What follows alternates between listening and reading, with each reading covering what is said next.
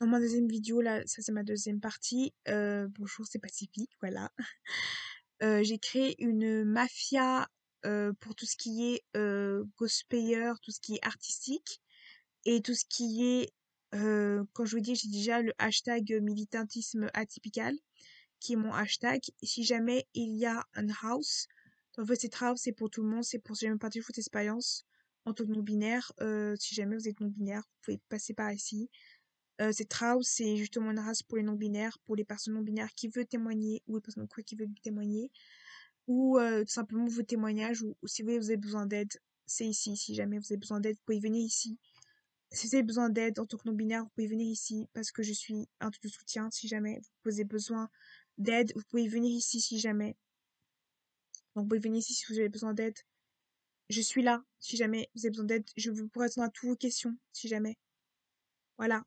Si jamais il y a des gens qui veulent poser cette question, voilà. N'hésitez pas à aller sur mon Instagram. J'ai même retrouvé mon Instagram. D'aller sur mon TikTok ou sur mon Facebook. Ah, pas sur mon Facebook. Pas sur mon Facebook. Alors, pas sur mon Facebook, mais sur mon Instagram. Sur mon TikTok. Si jamais vous voulez tout simplement me faire des messages, si c'est possible. Comme je disais, j'ai l'impression tout simplement que d'avoir de plus en plus dans ton instruction, de plus en plus, j'ai l'impression d'avoir ce rejet. Ce rejet de la culture queer, genre ce rejet de la culture queer, et en même temps, j'ai l'impression d'organiser à plus de personnes, j'ai l'impression que les personnes qui ont déjà eu la transition, c'est compliqué. Et en fait, j'ai l'impression de me sentir beaucoup moins seule, parce que je me rends compte qu'il y a beaucoup de non-binaires, énormément de non-binaires qui témoignent. Il y a beaucoup de non-binaires, énormément de non-binaires. Il y a énormément de non-binaires qui témoignent. Il y a beaucoup, beaucoup, beaucoup, beaucoup de non-binaires qui témoignent. Il y a énormément de non-binaires qui témoignent en anglais, mais beaucoup moins en français. C'est plutôt des témoignages très courts, mais qui parlent pas vraiment complètement du parcours de la non-binarité. Que je trouve ça assez dommage parce que je trouve que ça serait intéressant. Voilà. Et en fait, aussi, j'ai l'impression aussi que finalement, euh, comme a dit un youtubeur, vraiment, je répète un peu ces mots, je suis désolée. J'ai l'impression que, par exemple, j'ai remarqué, par exemple, il y a comme des types d'hommes, comment dire, une hiérarchie d'hommes. Dire que du coup, un homme doit être de telle manière, telle manière. J'ai l'impression que dans la catégorie homme, si je me mets pas dans la critère, et j'ai l'impression que en tant que personne non binaire, tu as le privilège d'une femme trans et d'un homme trans à la fois. Et tantôt, tu as le privilège d'une femme et d'un homme à la fois. Et finalement, tu as l'impression d'avoir ces deux privilèges à la fois. Et finalement, tu as tellement de privilèges entre les deux que tu sais, et tu en même temps aucun privilège. Ce qui est assez perturbant parce que finalement, tu as ce privilège, tu as genre cette catégorisation des femmes. Vous voyez vous voyez par exemple employé, vous voyez ce côté employé, salarié, tout ça. Tu as besoin d'avoir ça un peu dans les hommes et les femmes, et dans la non-binarité, dans le queer, t'as besoin aussi d'avoir ça. Donc finalement, t'as besoin d'avoir ces catégorisations dans les trois choses. En fait, t'as l'impression d'être entre deux, t'as l'impression d'être métisse un peu dans la partie queer, d'être un peu métisse. Tu es, tu es un peu, tu es ni hétéro, genre, t'as l'impression d'être ni cis, t'as l'impression d'être ni cis, ni trans, ni non-binaire, ni neutre. T'as l'impression d'être ni trans, t'as l'impression d'être ni trans, t'as l'impression d'avoir une origine trans, une origine cis et une origine neutre. Et une origine queer. T'as l'impression d'être un métissage de tout ça. Et en fait, c'est très perturbant parce que t'as les privilèges d'une queer et en même temps, on te dit, tu n'as pas de privilège trans. Et en même temps, les queers te disent pas tes privilèges et finalement, t'es rejeté. Et les hétéros aussi te rejettent. Donc, genre, les cis te rejettent aussi. Et t'as l'impression que c'est, en fait, même la sexualité queer, c'est complètement ça aussi. Même si c'était le genre, je précise, ce n'est pas pareil. T'as l'impression d'avoir aussi ça. Et en fait, c'est très difficile parce que finalement, oui, c'est bien parce que finalement, tu peux choisir, t'as le choix. C'est très, je dirais que ce qui est bien, c'est que c'est très abstrait. être queer, c'est très abstrait. Donc finalement, tu peux choisir. L'égalité, c'est que finalement, tu as le doute, tu as les nuances. Finalement, tu as une nuance en fait. C'est comme ça qu'on dirait, tu as une nuance entre les deux. Mais finalement, tu as aussi le doute. Tu as le côté où tu as le doute. Tu as ce côté-là où quand tu passes, c'est bien. Et quand tu as un stéréotype cliché, ta non-binarité, c'est bien aussi. Mais en même temps, quand tu es stéréotypé, le problème, c'est que finalement, on te pousse à stéréotyper, mais tout n'est pas stéréotypé. Tout ce qui fait que c'est un problème à la major. Et en même temps, quand tu as un stéréotype d'être gay ou d'être pan, tu es stéréotypé. Donc finalement, quand tu es stéréotypé d'être non-binaire, c'est compliqué parce que finalement, tu es stéréotypé en tant que non-binaire. Et finalement, tu es stéréotypé de non-binaire. Et ces stéréotypes euh, que tu as de l'homosexualité, de la sexualité et du genre fait que c'est compliqué. Mais des fois, c'est pas ta faute des stéréotypes, c'est pas ta faute. Des fois, ça se voit. On me dit oui, mais non, le trans, être genre ne se voit pas. Des fois, ça se voit directement. Moi, j'ai eu l'expérience que des fois, en fonction de m'habiller, en fonction de que j'étais, ça se voyait. Les gens ne même pas te dire, ça se voit. Comme je dis dans d'autres vidéos, ça peut se voir des fois. Les gens le voient directement et tu peux avoir des discriminations envers ça. Et c'est des discriminations quotidiennes. Et les gens trouvent ça minime.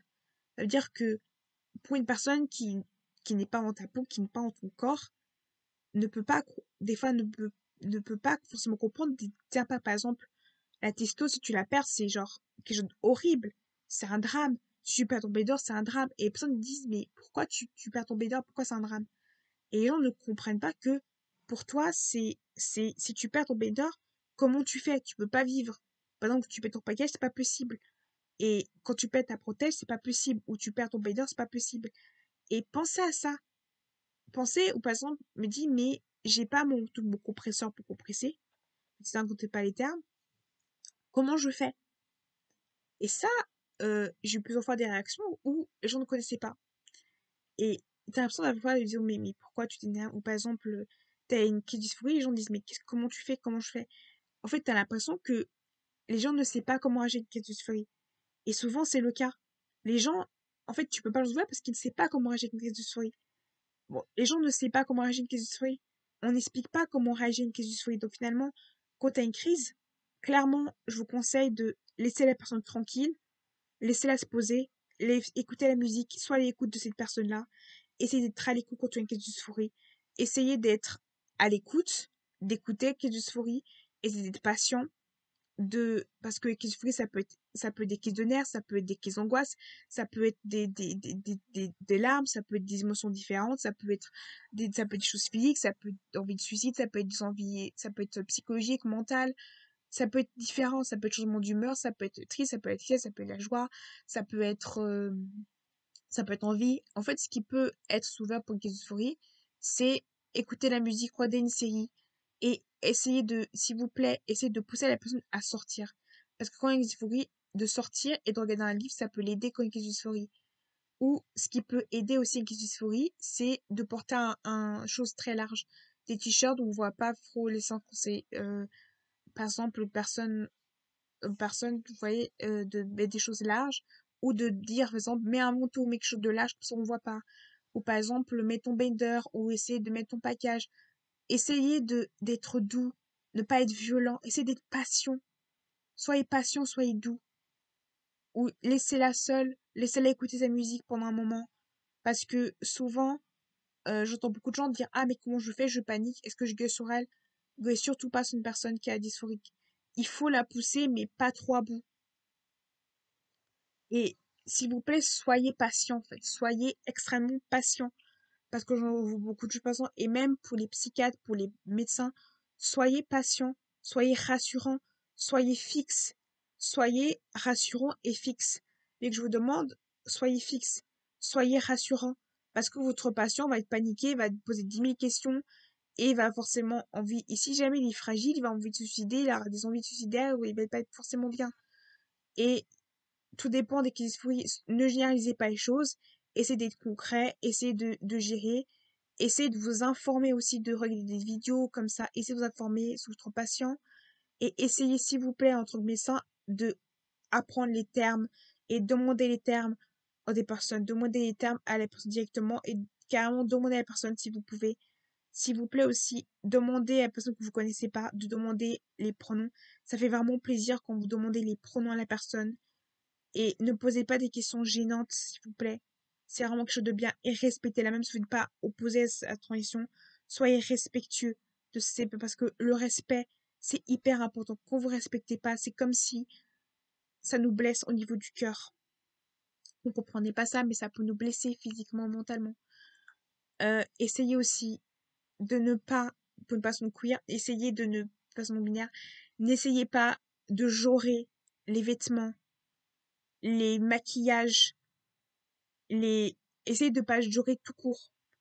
En fait, le fait de jorer quelque chose, ça va encore plus la rendre dysphorique, ça va encore plus la rendre mal à l'aise, une ambiance à pas sentir à l'aise. Il faut que l'ambiance de sa chambre, la chambre est hyper important.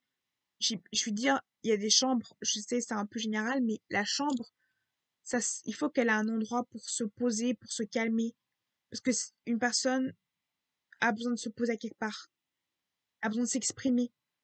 Donc, une personne trans a besoin de s'exprimer. Laissez-la parler d'autres personnes. Mais protégez-la aussi. Parce qu'il y a forcément des gens gentils sur les réseaux sociaux. Et aussi, essayez d'être patient. Patient. S'il vous plaît, soyez patient. Et ce que je conseille pour la testostérone, pour avant la apprêter, le apprêter, ce que je conseille pour le apprêter, même si vous comprenez pas le avant testo, même s'il n'y a pas de avant que vous preniez les erreurs qu'il faut pas faire, c'est vraiment soyez patient. Essayez de trouver des méthodes pour que elle laisse passer le temps. Le temps pour nous, ce n'est pas pareil que vous. Pour moi, le temps d'une semaine, c'est un temps éternable. Les papiers, c'est éternable. Quand on perd des papiers, c'est comme si on était au bout de notre vie parce que c'est pas notre vie. Sur nos papiers, on est obligé de refaire nos papiers. Sur nos papiers, on n'est pas crédible. Surtout que les gens qui n'ont pas des bons passings. Évitez de faire des compliments parce que des fois, les compliments peuvent nous blesser. Des fois, nos compliments peuvent encore plus nous aider. On peut faire des compliments, mais ils nous disent oui, quand même là. Des fois aussi, je vois beaucoup de réseaux sociaux, je compliments aussi. Respectez que la personne ne veut pas prendre des traitements hormonaux ou médicaux. Acceptez, s'il vous plaît, son prénom, même s'il vous plaît, appelez toute personne le prénom. Même si c'est dangereux, n'appelez pas la personne si vous comprenez ça aussi en tant que personne non binaire. Et s'il vous plaît, aussi, une chose aussi, euh, soyez gentil. Des fois, de complimenter, c'est pas forcément la bonne chose. Des fois, soyez vrai. Elle va demander ce que vous aimez chez elle ou ce que vous aimez chez lui ou ce que utilisez des pronoms neutres, apprenez les pronoms neutres s'il vous plaît parce que c'est hyper gentil de nous jurer au masculin ou féminin mais c'est pas sympa, vraiment c'est pas sympa. Et essayez d'être patient, soyez patient et soyez compréhensif. Les personnes trans et non binaires ont peur d'être abandonnées. Ils ont peur de l'abandon, ils ont peur qu'on les quitte, on a peur des papiers, on a toujours des peurs comme ça. Soyez patient et comprenez qu'on a peur d'être abandonné, qu'on a peur de l'abandon, qu'on a peur d'être abandonné de notre famille, on a peur d'être pas accepté. Et essayez de nous rassurer. Dire des mots où on va dire je vais te quitter, si tu fais pas ça, je veux pas. Les menaces ne servent strictement à rien. Moi, je vais faire une troisième partie.